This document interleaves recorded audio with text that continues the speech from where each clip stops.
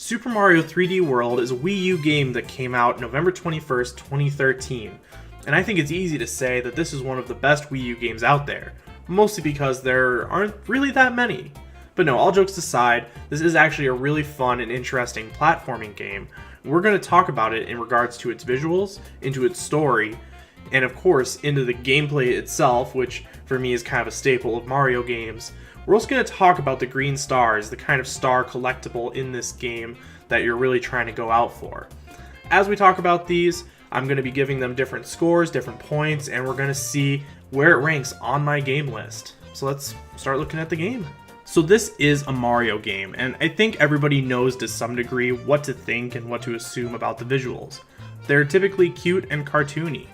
In this game, especially with the new to the series catsuit, you really get that cute cartoony vibe from it.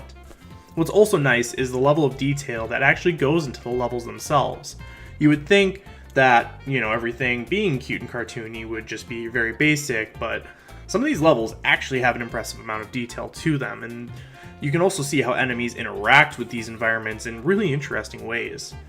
The only thing that I do wish there was a little more of is a connection between the overworld theme and each level theme. So for example, in the cloud world, if every level was about jumping from cloud to cloud and kind of handling that scenario, would have been kind of cool.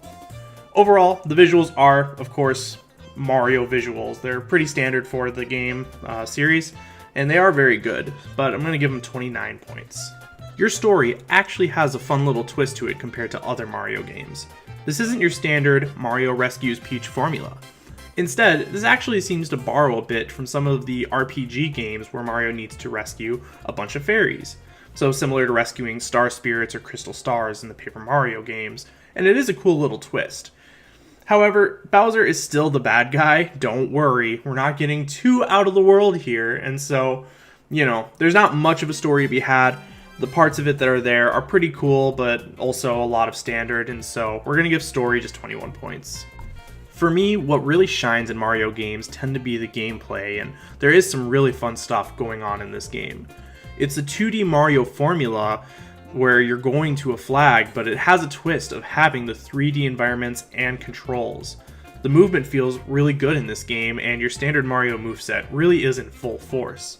The nice unique mechanic in the game that I mentioned before is the catsuit. It lets you climb and do these cool unique dive moves.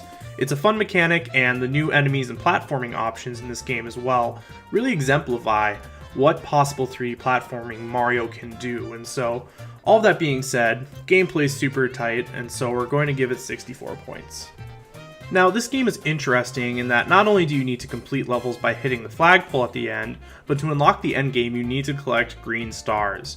Similar to Mario 64, where you have to collect X amount of stars in order to unlock the next room, unlock the next Bowser fight.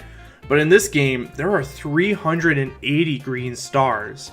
Now, you do only need 170 to complete the base game, but then you need 240 to unlock pretty much everything else. And then there are even more stars to collect after that, obviously.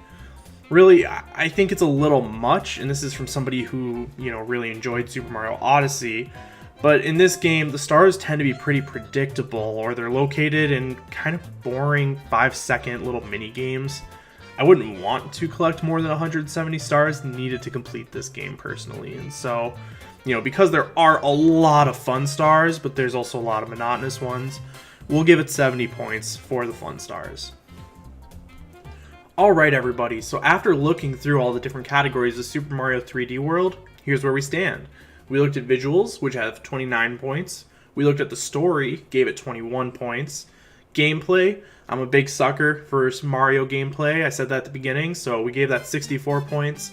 Green stars, there are a lot of them.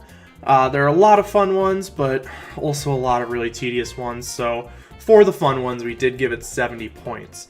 That does bring our total today to 184 points, and that puts it smack dab between Overwatch and Detroit Become Human.